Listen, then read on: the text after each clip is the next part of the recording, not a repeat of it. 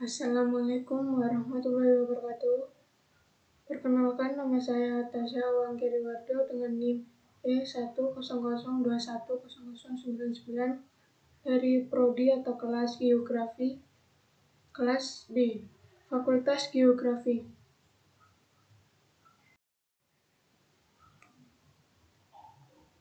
Di sini saya akan menjelaskan bagaimana cara membuat proyek warga negara dan apa saja sih langkah-langkah dari pembuatan proyek warga negara tersebut.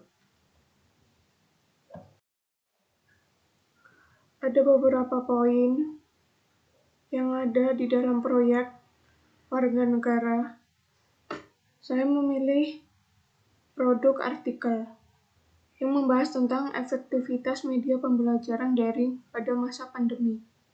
Nah, inilah poin-poin yang ada dalam proyek warga negara tersebut. Poin yang pertama, identifikasi masalah. Poin kedua, topik yang dipilih. Poin 3, relevansi topik dengan bidang studi. Poin 4, relevansi topik dengan mata kuliah Pancasila. Untuk poin 5 sendiri, yaitu jenis produk. Jenis produk yang saya pilih adalah jenis produk artikel. Adapun beberapa masalah yang sudah saya identifikasi. Yang pertama, kurangnya pemahaman siswa terkait pembelajaran daring. Yang kedua, pengaruh sinyal dan internet dalam pembelajaran. Yang ketiga, kurangnya efektifan belajar karena pengaruh dari dunia luar dan internet. Yang keempat, banyaknya tugas yang diberikan oleh guru sehingga murid kebanyakan stres dan tidak mau untuk mengerjakan tugas tersebut.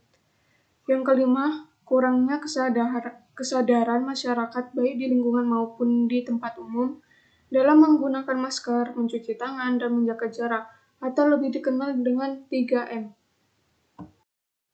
Selanjutnya, untuk relevansi topik dengan bidang studi,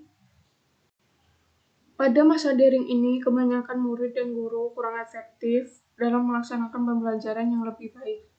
Karena sistem daring ini tidak tatap muka langsung dengan guru atau tidak dipraktekkan secara langsung, dan guru hanya menyampaikan lewat video atau Zoom. Dan juga geografi yang mempelajari tentang keragaman manusia yang meliputi aspek sosial budaya, kebahasaan, dan lingkungannya. Kemudian referensi topik dengan bidang Pancasila sendiri pada pembelajaran daring terkait revaluasinya terhadap mata kuliah Pancasila, yakni lebih menonjolkan ke arah ilmu pengetahuan dan teknologi, karena siswa dapat berpikir secara sistematik dan metodologis dalam permasalahan pembelajaran. Hal tersebut menjadikan siswa dan guru dituntut untuk memanfaatkan pembelajaran agar lebih kreatif dan efektif dalam menggunakan teknologi dan internet pada proses kegiatan belajar mengajar. Adapun beberapa langkah-langkah LKPWN 3 dari produk artikel. Langkah pertama, melakukan kegiatan observasi. Pada kegiatan observasi ini di sini saya terlebih dahulu mencari sejumlah problematika yang ada di dalam pembelajaran selama pandemi COVID-19 di sekolah dan di rumah yang dilakukan antara guru dan murid.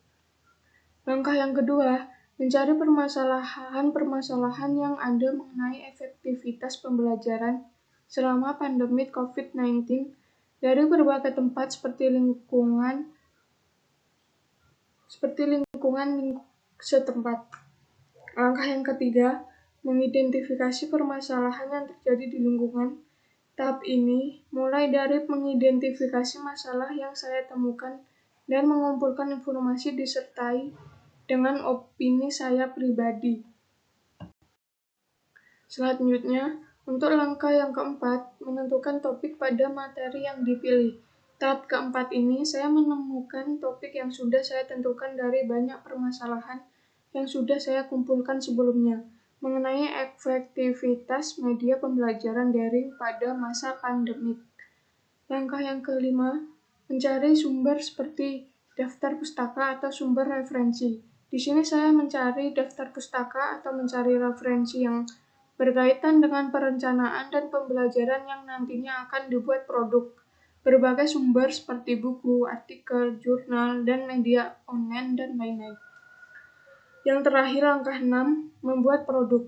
Pada tahap pembuatan produk ini, saya sudah memilih berbagai gagasan dan ide saya serta sumber-sumber referensi yang sudah saya kembangkan dengan membuat produk artikel mengenai topik efektivitas media pembelajaran daring pada masa pandemik.